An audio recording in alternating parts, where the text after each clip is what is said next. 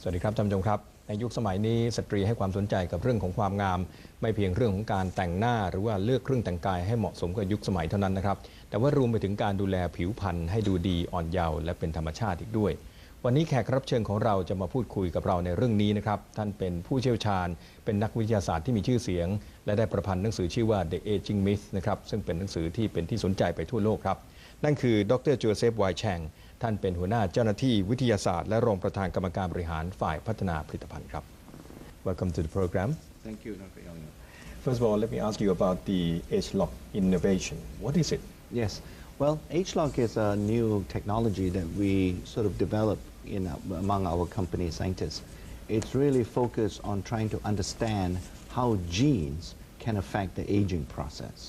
So it's almost, you can call it, it's kind of a new type of gene technology that we use to understand the aging process in the body. So, in brief, what are the causes of the aging process? Yes, and again, from many, many years of scientific research, we and other scientists in the United States, we are beginning to understand that the aging process is very much related to these sources of aging that are actually located at the genetic level. You know, in 2003, for example, the whole world got together and all the global scientists spent a lot, more than 6 years, to sequence and to identify all the genes that control the body function. And they've discovered there are roughly around 25,000 genes that control all the body functions in the body. So we are now using the map to identify those genes that are specifically related to the control of the aging process. And those are the genes that we call the sources of aging in the body. From your study that you have conducted, what have you found about this gene expression that can cause the aging? Well, what we have found is, in fact, you know, throughout many cultures, most likely also in Thailand, when we were young, we hear stories of people trying to look for this fountain of youth. And, you know, it's very popular. Maybe in the Thai language, you would be calling it another name, but everybody is like looking for this mystical fountain of youth. Well, I think all of these people in the past, they have been looking at the wrong places. In fact, this fountain of youth is actually in our body and is actually those genes that I've been referring to that control the aging process that are the fountain of youth, you know. So, and we're beginning to understand now that although your mother and my mother gave me 50% of the genes, and your father and my father gave me the remaining 50% of the genes, and when we were born, and that makes our human body. But over time, we are beginning to understand now that many environmental factors and external factors affect how those genes behave. And if these environmental factors are not good, are negative, like pollution, smoking habits, you know, not eating right. What are the ways that we can do this alteration in gene expression? Yeah, well, one of the things we can do, we are looking at many natural ingredients, for example, and one of the most interesting natural ingredients we're looking at currently is a traditional Chinese herb that is called cordyceps. Cordyceps. Yes, and the scientific name is Cordyceps sinensis, and we are finding that a long time ago the Chinese were right, that this particular herb provides a lot of anti-aging benefits to the body. The difference is, 1,000 years ago, the Chinese didn't know how it acts. Now we know by testing that cordyceps, for example, we are finding it affects many, many anti-aging related genes. And they restore the function of these genes, if you will.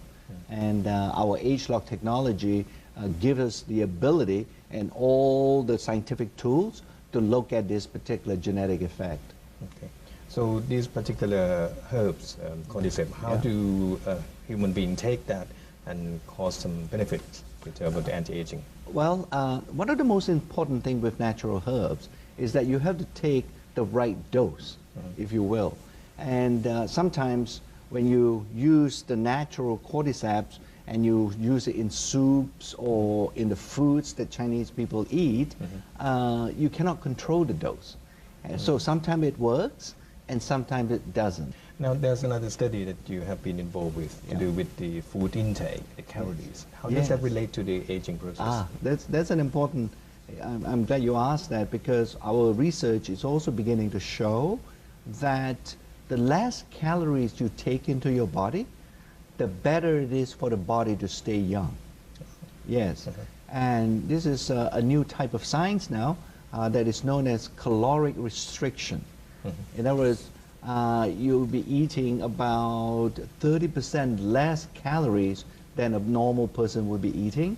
And if you keep that over time, it's many of the studies, especially in animals, and actually there's a monkey study that's going on for the last 30 years in the United States that shows that these monkeys live far longer than another set of monkeys that are not eating this caloric restricted diet.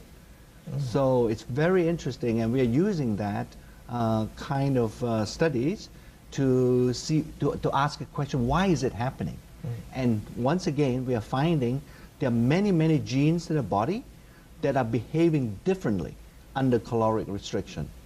So, in brief, how would you suggest to the viewers at the moment to rejuvenate their skin, their response to life, become more active, more energized? Yes. I think there are many ways of maintaining what I call healthy aging, you know, to live better longer. And one of the most important thing, I think, is to eat the proper foods, you know. It's not to eat calories, but to eat those foods that are good for you. And I think the most important types of foods you should be eating would be fruits and vegetables. And in Thailand especially, I think you have available to you so many different kinds of delicious fruits that just choose the most colorful ones and to eat that as much as you can and eat less carbohydrates.